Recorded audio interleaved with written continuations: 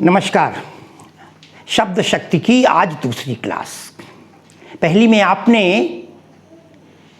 अभिधा शब्द शक्ति देखा।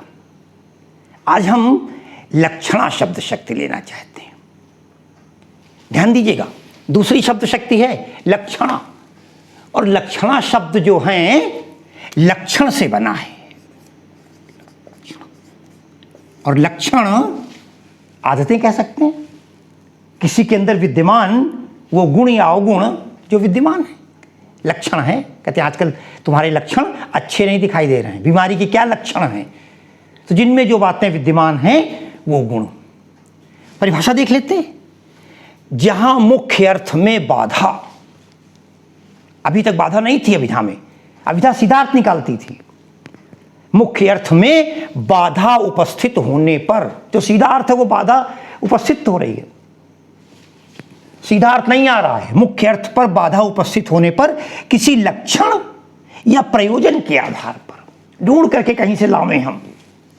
कोई लक्षण ले लें, कोई तरीका ले लें, कोई गुण ले लें, कोई आदत ले लें, और प्रयोजन कोई उद्देश्य के आधार पर मुख्य अर्थ से संबंधित अन्य अर्थ को प्रकट कर देते हैं सामने। मुख्य अर्थ नहीं रखते, मुख्य छूट जाता है। अभिधा में मुख्य ही सीधे सामने आ जाता था, इसमें नहीं आता। आप देखेंगे कैसे, एक हल्का उदाहरण दे देते हैं। कभी कभी हम किसी से कह देते हैं तुम गधे हो। अब अजीब बात है, गधा हमने क्यों कह दिया? तुम गधे तो नहीं हो। गधे का अर्थ है लक्ष्यार्थ हो गया। हमने मूर्खता का परिणाम लिया। जब बच्चे खेल रहे हैं सब बंदर हैं, अब देखा कोई बंदर तो कोई नहीं, लक्ष्य ले लिया हमने। जब हम लक्ष्यार्थ कर लेते हैं किसी बात को, किसी के गुण को आरोपित, प्रायः उपमा और रूपक अलंकारों में ये बात आपको मिल जाएगी। एक उदाहरण देते हैं बड़ा अच्छा। आज भुजंगों से बैठे हैं वे कंचन के घड़े दबाए, विनय हार कर कहती है ये विषधर हटते नहीं हटाए। अब जरा सीधा अर्थ देखिए, स्पष्ट नहीं होगा। जो लिखा उसको देखते हैं तो मुख्य प्रयोजन क्या दिया गया? आज भुजंगों से बैठे हैं, आज सांपों के समान बैठे हैं। भुजंग कहते हैं सांप को।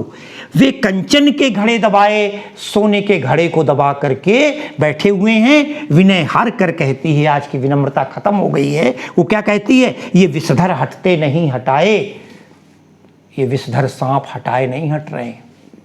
व्यंग उन लोगों पर है जिन्होंने धन को, सत्ता को, पद को कुंडली मारकर जो बैठे हुए लोग हैं। कहा उनके विषय में गया है कि आज भुजंगों से जिस प्रकार सांप कहीं नहीं आने देता, आज ये लोग अपने पास फटकने नहीं देते हैं, आने नहीं देते हैं। यहाँ पर लक्ष्य किया गया, लक्षण से ले लिया गया, इसलिए यहाँ पर लक्षणा शब्द शक्ति हो गई। कोई दिक्कत तो नहीं है आपको ना?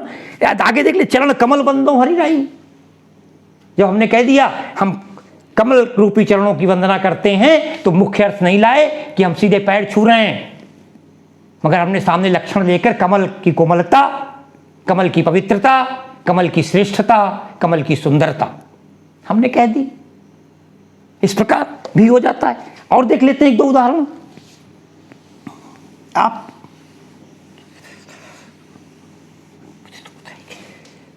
गोस्वामी जी का रूपक में आपने पढ़ा होगा। उदित उदयगिरि मंच पर, उदित उदयगिरि मंच पर रघुबर बाल पतंग, विकसे संत सरोज सब हर्षे लोचन भंग। अब देखें आप, उदित उदयगिरि मंच पर, सीधा आप बताना ये चाहते थे, सीधा अर्थ नहीं लिया गया। भगवान राम धनुष यज्ञ में प्रकट हुए, आए। उसको किस तरह कहते हैं? उदित उदयगिरि मंच पर। अरे उदयाचल पर्वत है, उदयाचल पर्वत के ऊपर मंच को बता दिया उदयगिरि पर्वत है।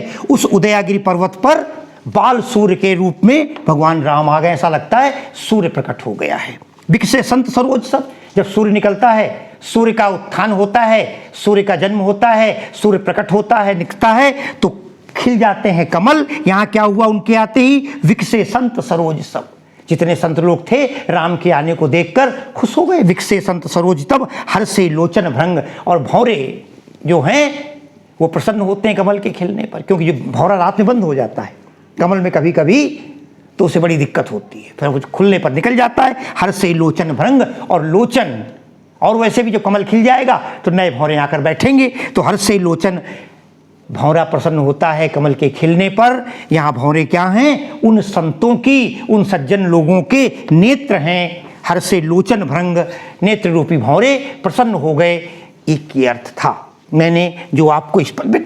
और कभी कभी देखें साथियों, एक दो आपको गद्य में उदाहरण बता देते हैं। हमने सीधा कह दिया है ना, दीपक बुझ गया।